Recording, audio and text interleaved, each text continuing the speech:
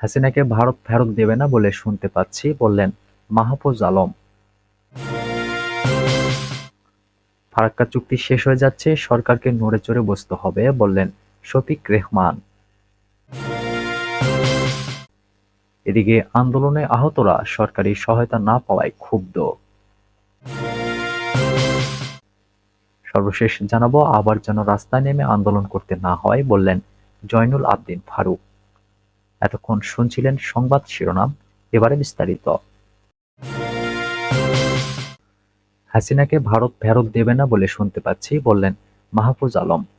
ক্ষমতাচ্যুত সাবেক প্রধানমন্ত্রী শেখ হাসিনাকে ভারত ফেরত দেবে না বলে রাজনৈতিক সিদ্ধান্ত নিয়েছে, এমনটি শুনতে পেয়েছেন বলে জানিয়েছেন অন্তর্বর্তী সরকারের উপদেষ্টা মাহফুজ আলম। রোববার পররাষ্ট্র মন্ত্রণালয়ে এক সংলাপে সাংবাদিকদের তিনি একথা জানান। নতুন বাংলাদেশ গঠন, সংস্কার ও পররাষ্ট্রনীতি শীর্ষক সংলাপের আয়োজন করে পররাষ্ট্র মন্ত্রণালয়। এতে অংশ নেন অন্তর্বর্তী সরকারের উপদেষ্টা মাহফুজ আলম, তথ্য উপদেষ্টা নাহিদ ইসলাম ও পররাষ্ট্র সচিব এম জসিমউদ্দিন। এতে পররাষ্ট্র মন্ত্রণালয়ের কূটনীতিকেরা অংশ নেন। এক প্রশ্নের উত্তরে অন্তর্বর্তী সরকারের উপদেষ্টা মাহফুজ আলম বলেন, শেখ হাসিনাকে ভারত ফেরত দেবে না বলে রাজনৈতিক সিদ্ধান্ত নিয়েছে বলে আমরা শুনতে পাচ্ছি। তিনি বলেন, আমাদের বাস্তববাদী হতে হবে। সরকার বদলাতে যাতে পররাষ্ট্রনীতি বদলাতে না হয়, বিষয়টি সামনে রেখে কোনো ধরনের হঠকারী সিদ্ধান্ত আমরা নিতে পারি না। আমাদের সার্বভৌমত্ব, আমাদের জাতীয় নিরাপত্তা, আমাদের অখণ্ডতা রক্ষাই আমাদের অগ্রাধিকার। উপদেষ্টা বলেন, আমাদের জায়গায় আমাদের শক্তি ও সক্ষমতা কিভাবে বাড়ানো যায় সেদিকে মনোযোগ দিতে চাই। কোন রাষ্ট্র কি করলো তার চেয়ে গুরুত্বপূর্ণ আমাদের সক্ষমতা বাড়ানো এবং দর কষাকষির শক্তি বাড়ানো। বাংলাদেশ যদি সক্ষমতা বাড়ায়, তাহলে আন্তর্জাতিক অঙ্গনে দর কষাকষির শক্তি বাড়বে। এটি আমাদের জনগণকে উপকৃত করবে। এক প্রশ্নের উত্তরে তিনি বলেন, গত সরকার এক ধরনের নতজানু পররাষ্ট্রনীতি নিয়েছিল।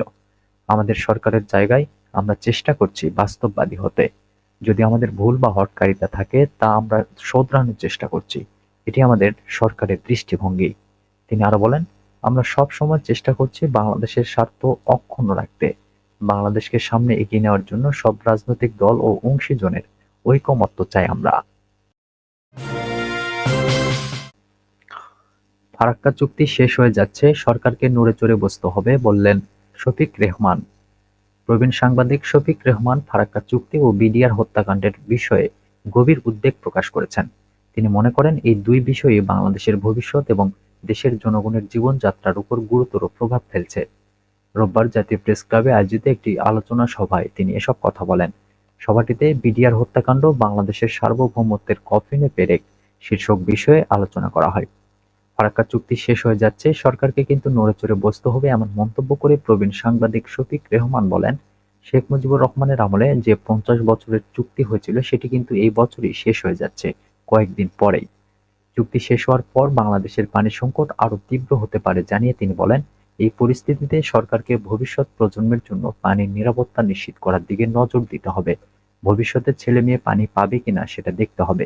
কেবল অতীতমুখিতা নয়, আমাদের সামনের দিকে তাকাতে হবে। সুতরাং এই সরকারকে কিন্তু নড়েচড়ে বসতে হবে। প্রবীণ এই সাংবাদিক বলেন, বর্তমান সরকারের কাছে অনুরোধ, বাংলাদেশের স্বাধীনতা সার্বভৌমত্ব বজায় রাখতে পানি লাগবে।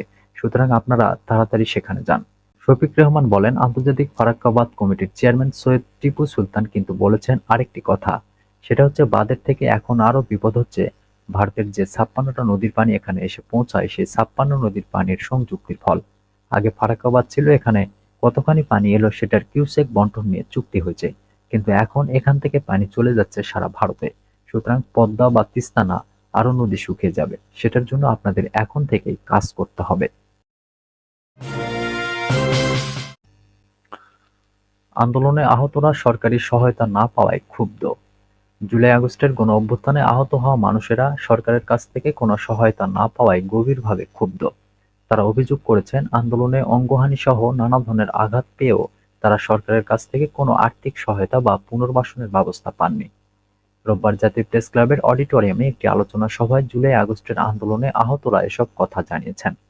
বাংলাদেশ গণতান্ত্রিক আন্দোলনের উদ্যোগে আয়োজিত এ সভায় আহতরা তাদের নিজেদের মর্মস্পর্শী অভিজ্ঞতা তুলে ধরেছেন। ডেমরা এলাকার বাসিন্দা নাজিম উদ্দিন সাইনবোর্ডে আন্দোলনে অংশ নিয়ে পুলিশের গুলিতে এক হাত ও এক পা হারিয়েছেন। আহতের কারণে তার কর্মসংস্থান বন্ধ হয়ে গেছে। সবাই নাজিম উদ্দিন বলেন, আমি কোনো আর্থিক সহযোগিতা পাইনি। সরকারকে বলবো, আমার মতো যাদের অঙ্গহানি হয়েছে সবার কর্মসংস্থানের একটা ব্যবস্থা করুন। পুলিশের নির্মম মারধরে বনানী এলাকায় আহত হওয়া আরিফুর রহমান সরকারের কাছ থেকে কোনো সহায়তা না পাওয়ায় ক্ষুব্ধ হয়ে বলেন, ১৯ জুলাই আমি আহত হয়েছি। পুলিশের কাছে বহু আকুতি মিনতি করেও রেহাই পাইনি। আন্দোলনে আহত হওয়ার কারণে আমার শরীরের অনেক সমস্যার সৃষ্টি হয়েছে, কিন্তু সরকারের কাছ থেকে আমি কোনো আর্থিক সহযোগিতা পাইনি। আন্দোলনে এক হাত হারানো হোসাইন আহমেদ দেশের রাজনৈতিক পরিস্থিতি নিয়ে উদ্বেগ প্রকাশ করে দেশকে একটি গণতান্ত্রিক রাষ্ট্রে পরিণত করার ও ইসলামিক শাসন ব্যবস্থা প্রতিষ্ঠার দাবি জানিয়ে বলেন, পুলিশের গুলিতে আমার ডান হাত ছিঁড়ে গেছে। আমাদের বাংলাদেশ একটি ধারাবাহিকতার মধ্য দিয়ে চলছে। ৫২, ৭১ এবং ২৪ এ সময়গুলোতে শুধু আমরা প্রাণ দিয়েই যাচ্ছি। এই ধারাবাহিকতা বন্ধ করা উচিত। দেশকে একটি গণতান্ত্রিক রূপ দেওয়া উচিত। দেশকে এগিয়ে নিতে হবে। দেশকে ইসলামের আওতায় নিয়ে আসতে হবে। তবেই এ দেশ এগিয়ে যাবে। ইসলামিকভাবে দেশ পরিচালনা করলে দেশে কোনো চাঁদাবাজি থাকবে না, গুম খুন কিছুই থাকবে না। আমরা ২৪কে বুকে ধারণ করি।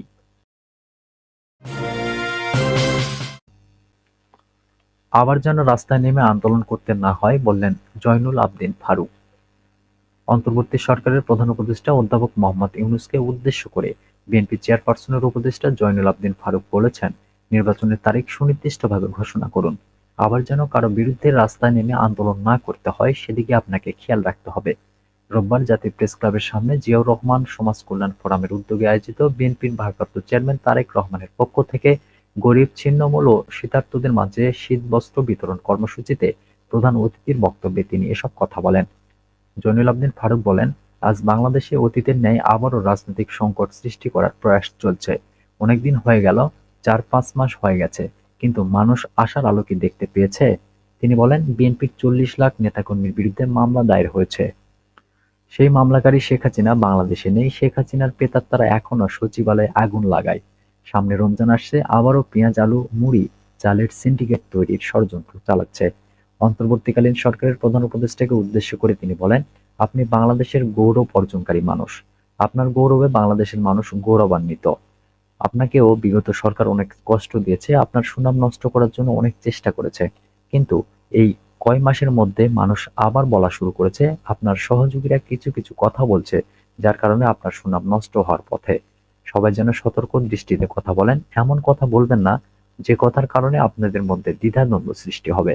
বিএনপি চেয়ারপারসনের এই উপদেষ্টা বলেন, আওয়ামী প্রেতাত্মারা যেভাবে সচিবালয়ে আগুন দিয়ে বাংলাদেশের অনেক গুরুত্বপূর্ণ সম্পদ নষ্ট করেছে, যেখানে রক্ষিত ছিল শেখ হাসিনার নানা দুর্নীতির ফাইল, সেগুলো ছারখার হয়ে গেছে।